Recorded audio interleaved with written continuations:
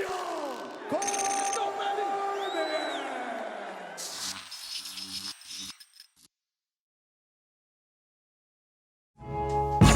gonna show you how I'm experienced. We're back. Welcome back to 3 Rounds with Daniel Cormier. You guys know that last week was absolute insanity.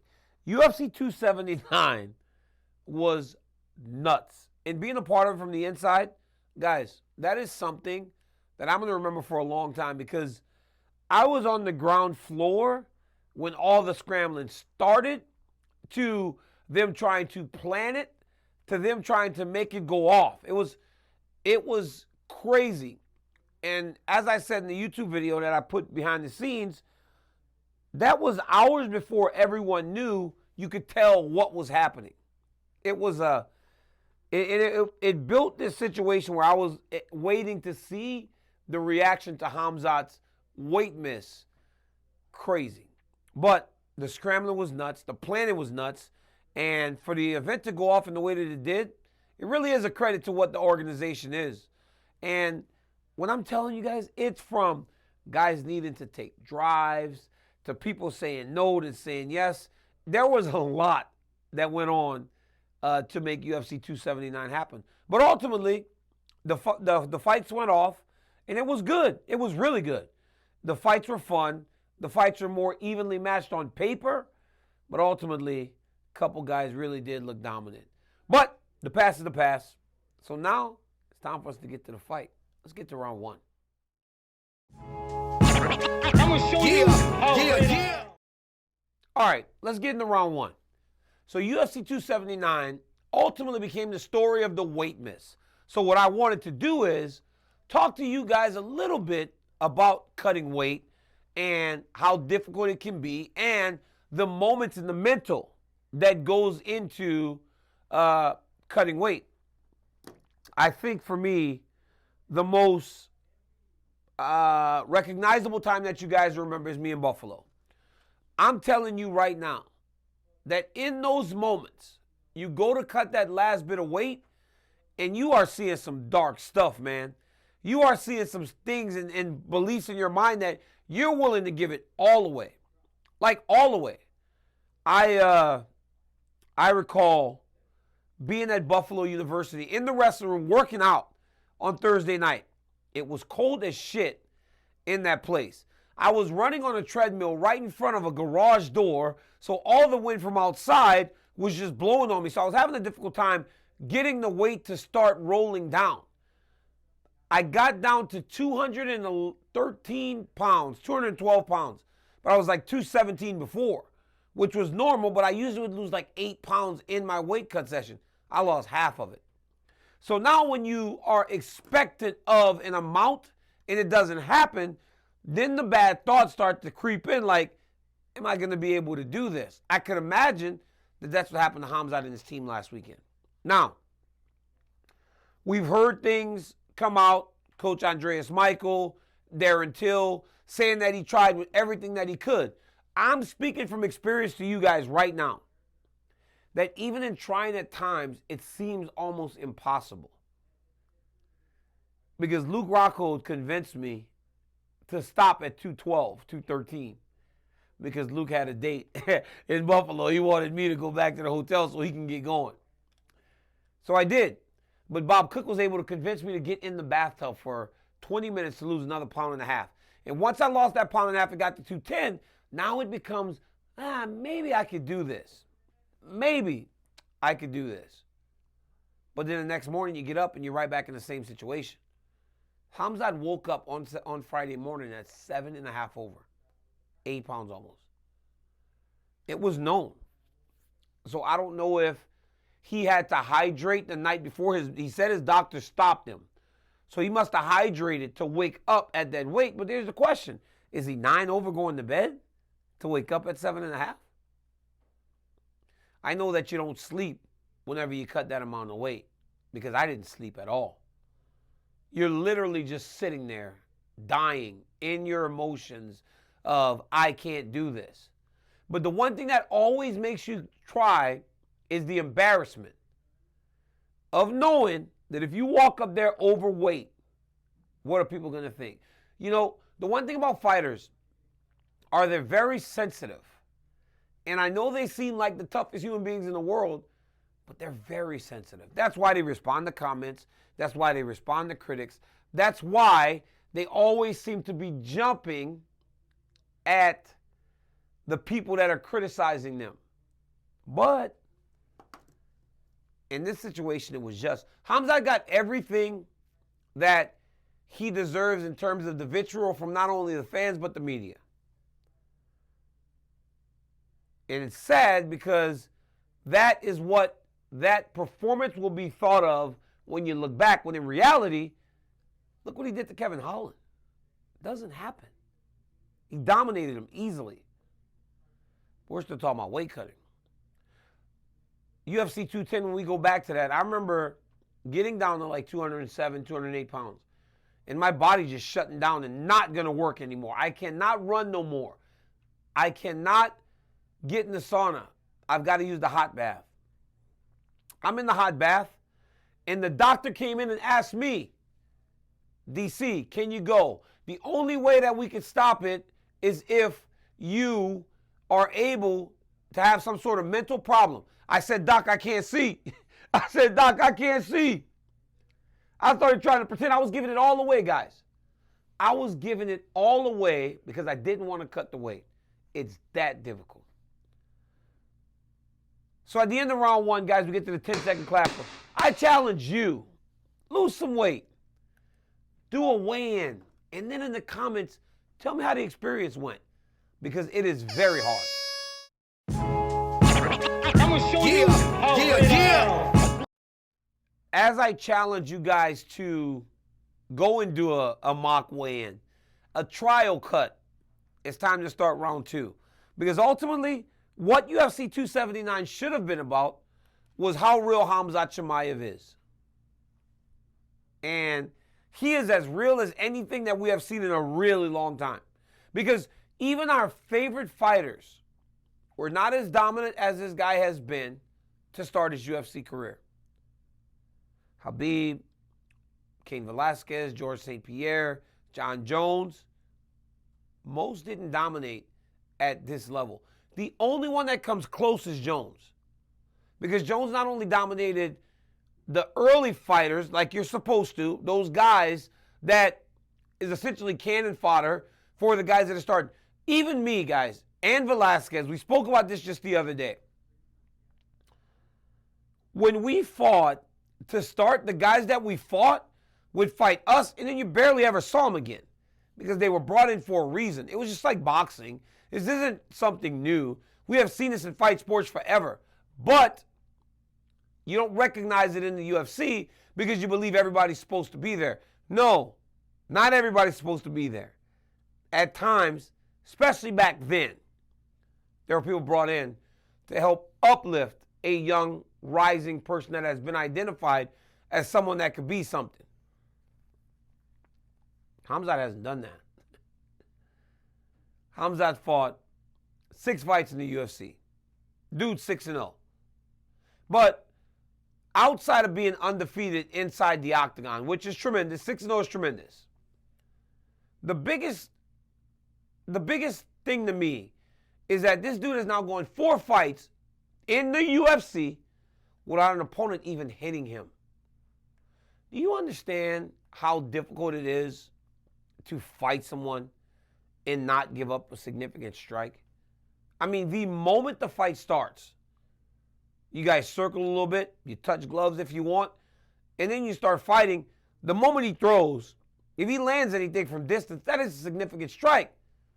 He has been through 4 contests where no one has landed one. That is an absurd stat. That is unheard of. Unheard of. Especially in a career where, through your first 6 fights, you have not only fought guys that you're supposed to beat, you've also fought a former number 1 contender, number 2 ranked welterweight in the world, who did land a ton of shots. And for Gilbert Burns, I apologize. Last week I said the Khamzat fight wasn't necessarily competitive. Nope, it was competitive. I went back and watched it before the fights on Saturday, and there were a lot of moments because in round 1, Khamzat. Round 2, Gilbert Burns very clearly. Round 3 was very competitive. So I was wrong. I stand corrected. It's a very competitive fight between these two. But again, what more could you expect when you got a guy that's only 4-0 in the UFC fighting a former number 1 contender? Fighting the number 2 guy in the world and winning. That's nuts that Khamzat was able to do that. Able to compete at that level that early in his career. And then to be Kevin Holland, who at one point was top 10 at middleweight. Khamzat Chimaev was easily the number 1 contender at welterweight had Kamaru Usman not lost. Kamaru Usman not lose, we would have saw Khamzat Chimaev versus Usman next. But now, obviously, we have to get to the welterweight trilogy fight from the champion, Leon Edwards. Once again, congrats, Leon, and Kamaru Usman. But here's the deal. After last weekend, I don't know how much changes. I really don't. I believe that this kid is so good that he can fight at middleweight, he can fight at welterweight, and he will be in the title contention against any of them. At middleweight, I think Robert Whittaker is probably the best matchup for him, but it seems like they're friends now. You pluck him out of welterweight, drop him in the middleweight, he's probably somewhere in the top 10. The one thing Khabib said that I believe is true, he said the kid needs more people around him who are going to tell him the things that he doesn't want to hear. I also agree with that too. You got to have people that are willing to say to you, this ain't right, dude, as we get to the 10-second mark. I will say this, guys. I don't know if I have ever seen with my eyes a more slam dunk prospect than Khamzat Chimaev. Story's still getting told, and I'm glad to be a part of it. I'm gonna show you how Yeah. As we get into round 3, we talk about a guy that headlined the card last week and he got a victory, Nate Diaz. Nate Diaz not fighting Khamzat, as I said on DC and RC, was a gift from God because that was a nightmare of a matchup for him. To be able to fight Tony Ferguson and win the fight was as good as it gets for Nate. But then it leads to the question, what's next for Nate? You know, Nate Diaz, in his own special way, right, got on that microphone at the end of the fight and said thank you essentially to the UFC. He actually thanked the UFC for all that he's done. He listed not only Dana White, Hunter Campbell, but also Lorenzo Fertitta. Lorenzo, as many of you know, was the previous owner of the UFC and just a fantastic guy. Diaz, in that moment, recognized, hey, they've changed my life. And without the UFC, all the options that are on the table now may not be there. And he has a ton of options. He's got the Jake Paul option. We spoke about this a couple weeks ago about what do I think happens if he does that. Actually, we didn't talk about that. We talked about Jake Paul versus Anderson. Jake Paul gets through Anderson, he will be looking to fight Nate Diaz next. That is why Nate Diaz was not saying, oh, I'm going to go fight Jake Paul. Because Nate Diaz also understands that for as much as he is, guys, I know everybody wants to fight the corporation. That's it's fun. That's why Stone Cold Steve Austin was so popular. Everybody loved that he loved to beat on Vince McMahon. And Vince McMahon was the boss. The corporation, as the UFC is now. Even in that, Nate Diaz knew enough to save whatever relationship he has left with the organization. Because he didn't say anything about Jake Paul. He didn't say anything about the boxing. Because he understands that Dana and those guys don't go along great. So he salvaged whatever he has left. Nate Diaz is not dumb. Nate Diaz is very smart. And he understands how to play the game. That is why he could be who he is today with the record that he has. If anyone else, guys, was 22-15, you wouldn't take him serious. You take Nate Diaz serious because he's won more than he's lost, but he also knows how to play the game. He draws you in. He wears his emotions on his sleeves. The UFC is a little bit worse today because Nate Diaz is not there anymore. Watching him and Tony fight showed me that there's a little bit left to Nate Diaz. He ain't the man he used to be by any means. Because the man that he used to be would have overwhelmed Tony Ferguson when he got him hurt. Or when Tony would turn his back, Nate would have pressured him and broke him down. Go back to some of his fights. The Michael Johnson fight was probably his greatest performance to me because his boxing looked sick. But I think next he's going to box Jake Paul. And if he doesn't box Jake Paul, there is some interesting things out there for him. Mike Perry in bare knuckle boxing. Interesting. But I would not advise that for Nate Diaz. Mike Perry's out of his damn mind. He always has been. But he's found his home in bare knuckle boxing. He is fucking dudes up. He kicked MVP's ass in that boxing match. Because Mike Perry's a street dude. Mike Perry's a street fighter. And now he's out there fighting with no gloves and everything.